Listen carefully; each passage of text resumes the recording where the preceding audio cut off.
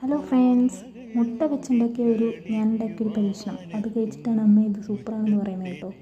അപ്പോൾ ഇത് നല്ല ടേസ്റ്റുള്ള സാധനമാണ്. അപ്പോൾ പെട്ടെന്ന് തട്ടിക്കൂട്ടാൻ പറ്റുന്നതാണ്. നമുക്കിതെങ്ങനെ ഉണ്ടാക്കുന്നതെന്ന് നോക്കാം.